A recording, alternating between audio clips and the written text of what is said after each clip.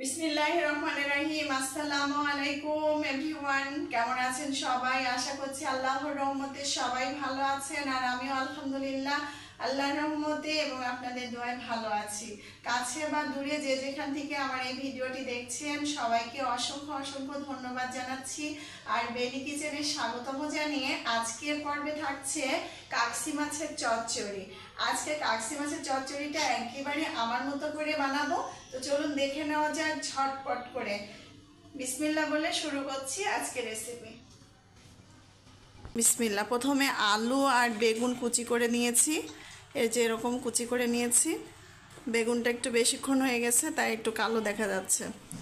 আর এখানে নিয়েছি পেঁয়াজ কুচি 1 কাপ মতো, কারণ এই চচ্চড়িতে কিন্তু পেঁয়াজটা বেশি লাগে কাকসি মাছে, তো দিয়ে দিলাম। এরপরে দিয়ে দিব 10টা মতন কাঁচামরিচ। এরপরে দিয়ে দিব, এখানে আছে আমড়া, কুচি কুচি করে নিয়েছি, ঝিরিঝিরি করে কেটে নিয়েছি, তো আমড়াটা দিয়ে দিচ্ছি।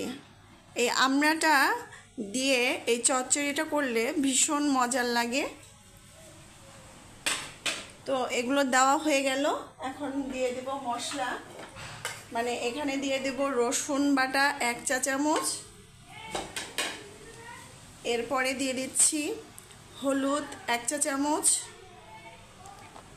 ধনিয়ার গুঁড়া 1/2 চা চামচের একটু কম, দিয়ে দিচ্ছি 1/2 চামচ জিরার গুঁড়া, এরপরে দিয়ে দেব সরিষা গুঁড়ো করে রাখা 1 চা চামচ। চচ্চড়িতে যাতে একটু কালার আসে সেজন্য দিয়ে দিচ্ছি 1/2 চা চামচ শুকনো মরিচের গুঁড়া। এরপরে দিয়ে দেব লবণ স্বাদ অনুযায়ী, তারপর দিয়ে দেব সরিষার তেল। তো একটু তেল একটু বেশি লাগে চচ্চড়ি, তো একটু তেল একটু বেশি লাগবে। তো দেওয়া হয়ে গেল। এখন আমি ভালো করে এইরকম করে হাত দিয়ে মাখিয়ে নেব, চটকিয়ে। এই যে যত সুন্দর করে মাখা যাবে চচ্চড়ির জন্য, এই আলু বেগুন আর এই যে পেঁয়াজ দিয়ে দিয়েছি না, তো এরকম করে মাখায় নিলে এটা একটা খুব সুন্দর একটা টেস্ট আসবে। এই যে এরকম করে মাখায় নিতে হবে। তো কাকসি মাছ সাধারণত এমনি পেঁয়াজ দিয়েই চচ্চড়ি করা হয়, তো আজকে আমি একটু বেগুন মিক্সড করেছি, আর এর সঙ্গে দিয়ে দিয়েছি একটু আমড়া কুচি দিয়েছি, আর একটা আলু দিয়েছি ছোট সাইজের। তো এই যে মাখানো হয়ে গেল, এখন আমি দেব এই যে কাকসি মাছ ধুয়ে পরিষ্কার করে নিয়েছি, এখন আমি কাকসি মাছটা দিয়ে দিচ্ছি ভিতরে। অনেক দিন পর কাকসি মাছের চচ্চড়ি করতেছি। এই মাছটা আমার কাছে খুবই ভালো লাগে এভাবে চচ্চড়ি করে খেলে, আর ছোট মাছ একটু টক দিলে বেশি ভালো লাগে আমার কাছে। অনেকেই টক পছন্দ করেন না, তো এইভাবে আমি করে খাই, আমার ভালো লাগে, আমার পরিবাররাও পছন্দ করে। এই যে মাখানো হয়ে গেল, এখন আমি পানি দিয়ে দেব। এরকম সুন্দর করে আলতো করে ভালো করে মাখিয়ে নিলাম। এখন আমি দিয়ে দেব পানি। আর কাকসি মাছটা দেওয়ার পরে কিন্তু বেশি ডোলাডলি করে মাখানো যাবে না, হালকা করে একটু মাখাতে হবে আলতোভাবে, নাহলে মাছটা আবার গলে যাবে। এমনিতেই সামুদ্রিক মাছ তো নরম। তো হয়ে গেল, এখন এটা বসিয়ে দেব। তো এই যে চুলায় বসিয়ে দিলাম, এখন ঢাকনা দিয়ে ঢেকে দিচ্ছি। একদম হাই হিটে এটা আমি এখন রান্না করে নিচ্ছি। এখন দেখুন একটাই শুকায় আসছে, তো আরও একটু হবে। এটা ঝোল টেনে আসার পরে আবার আপনাদের দেখাচ্ছি। এটা কিন্তু অনেকটাই শুকিয়ে গেছে চচ্চড়ি, একটু মাখা মাখা থাকবে আর দেখতেও ভালো লাগবে। আর এখন এই মুহূর্তে আমি দিয়ে দেব কাঁচা মরিচ, এটা তো আরও সুন্দর লাগবে দেখতে। তারপরে দিয়ে দেব এখানে ধনিয়া কুচি, এই যে, আর ধনিয়া কুচিটা দিলে এর ফ্লেভারটা যে কি মজার আসে কি বলবো, খুবই টেস্ট লাগে। আর আজ বাজারে খুঁজে খুঁজে একটা দোকানেই ছিল এই ধনিয়ার পাতা এভরিওয়ান, আর আমার ধনিয়ার পাতা ছাড়া চচ্চড়ি একদমই খেতে ভালো লাগে না। তো খুঁজে খুঁজে কিন্তু এই ধনিয়ার পাতা একটা দোকান থেকেই আমার ভাগ্যে ছিল, এই যে নিয়ে এসেছি। আর এই যে চচ্চড়িটা দেখছেন না, এটা যে মানে কি বলবো, এটা দিয়ে শুধু খাওয়ার দরকার রান্না করে, এটা যে কি মজা। তো এটা আরও আমি 10 মিনিট ঢেকে রাখবো একদম লো আঁচে।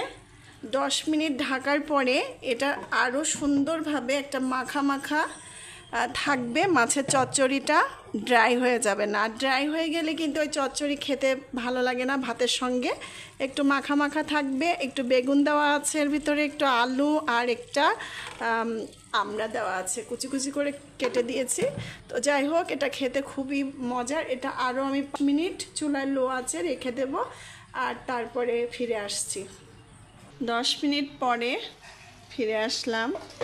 এই যে এভরিওয়ান দেখেন, উপরে কিন্তু একটু তেল তেল উপরের দিকে উঠে আসছে, তার মানে এই চচ্চড়িটা একদম পারফেক্ট আর একটু মাখা মাখা থাকবে। একদম মানে পুরপুরে হবে না, পুরপুরে হলে শুকনো হলে ওই চচ্চড়ি ভালো লাগে না খেতে। তো আমি এখন নামিয়ে ফেলবো, আর এর কালারটা দেখুন অদ্ভুত সুন্দর আসছে মাশাআল্লাহ। এখন আমি নামিয়ে নিচ্ছি। বিসমিল্লাহ। দেখুন এটা কিন্তু অনেকটাই, চচ্চড়ি সবসময় একটু মাখা মাখা থাকলে না খেতে ভীষণ ভালো লাগে। আমার ইউটিউব চ্যানেলে আমাকে ভালোবেসে ভিডিওগুলো দেখছেন তাদেরকে অসংখ্য অসংখ্য ধন্যবাদ। আর যারা নতুন দেখছেন তাদেরকেও জানাচ্ছি ধন্যবাদ। নতুন হয়ে থাকলে চ্যানেলটিকে সাবস্ক্রাইব করে আমার চ্যানেলের সঙ্গেই থাকবেন।